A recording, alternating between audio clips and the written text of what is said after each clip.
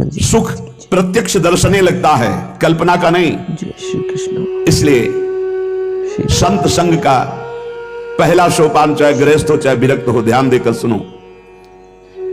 ये आज जो सर्वनाश किया जा रहा है ब्रह्मचर्य का, इसी से संत लाभ नहीं मिल पाएगा। चाहे गृहस्थ हो, संतानोत्पत्ति के लिए धर्म पूर्वक अपनी पत्नी से सहवास करने की शास्त्र आज्ञा करता है। ब्रह्मचर्य सेवन से अमोघ लाभ प्राप्त होता है। पहला, ब्रह्मचर्य सेवन से लाभ जी। संत संग का पहला लक्षण है आचरण की पवित्रता। आचरण की पवित्रता, इंद्रियों की शांति। इंद्रियों की शांति अर्थात ब्रह्मचर्य, प्रत्येक इंद्रिय का ब्रह्मचर्य। ब्रह्मचर्य से तत्काल प्रभाव बढ़ता है। क्या? स्मरण शक्ति। बहुत ध्यान देने की बात है।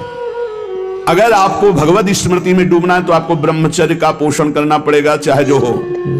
इसके बिना स्मरण शक्ति आपकी काम नहीं करेगी। स्मरण शक्ति बहुत प्रवीण, एक बार जो सुन लिया उसका सैकड़ों बार मनन हुआ, मनन होकर उसके आगे धारणा शक्ति। जो ब्रह्मचारी नहीं, स्मरण शक्ति नहीं होगी, धारण करने की शक्ति नहीं होगी, खोखला जीवन हो जाता है।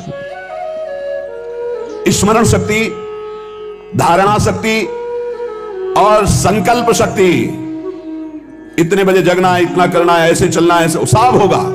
और जब ब्रह्मचर्य नहीं तो चाहे 1000 बार संकल्प करो, तुम्हारे काम में नहीं आएगा। स्मरण शक्ति, धारणा शक्ति, संकल्प शक्ति, इच्छा शक्ति जिसे, और उत्साह शक्ति और शरीर शक्ति, ये शक्तियां उसके अंदर प्रकाशित होती हैं जो ब्रह्मचर्य का पोषण करता है। स्मरण, धारण करना, जो संकल्प नियम ले उसका अक्षरशः पालन करना, और उत्साह बना रहना, और शरीर में स्फूर्ति रहना। ब्रह्मचर्य एक विलक्षण महाव्रत है। ब्रह्मचारी का सौंदर्य प्रस्फुटित होता है।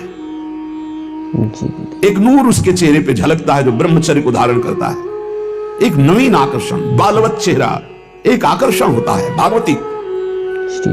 और जिसका ब्रह्मचर्य पुष्ट होने लगता है, उसके शरीर से सुगंध आने लगती है। सुगंध, जो भोगी पुरुष होता है पास से निकल जाए तो दुर्गंध निकलेगी, और जो ब्रह्मचारी होगा तो उसके शरीर में सौरभ होगी। ब्रह्मचारी का एक एक रोम तेज से युक्त होने लगता है। चेहरे पर हर समय प्रफुल्लता, मुस्कान,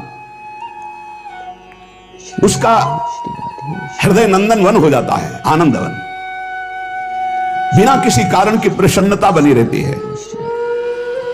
शरीर अगर किसी असाध्य रोग से युक्त है तो भी उसके विचार कभी रोगी नहीं हो सकते, विचार स्वस्थ रहता है। और जो ब्रह्मचर्य नष्ट करता है, स्मरण शक्ति नष्ट, धारणा शक्ति नष्ट, इच्छा शक्ति नष्ट, उत्साह नष्ट, शरीर शक्ति नष्ट, सिकुड़ा हुआ, खिन्न, देखने से ही लगेगा पता नहीं कितना बोझा लादे हुए बैठा दिमाग में।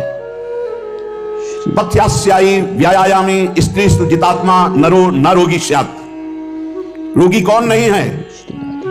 बोले जो सदैव पथ्य का भोजन करता है और मित भोजन, हित और मित, शरीर के अनुकूल, साधना के अनुकूल, और थोड़ा भोजन करता है, पथ्यास्यायी। दूसरा व्यायामी, रोज सत्संग में घुमा घुमा करके, चाहे आप 15-20 मिनट ही करें, व्यायाम करें।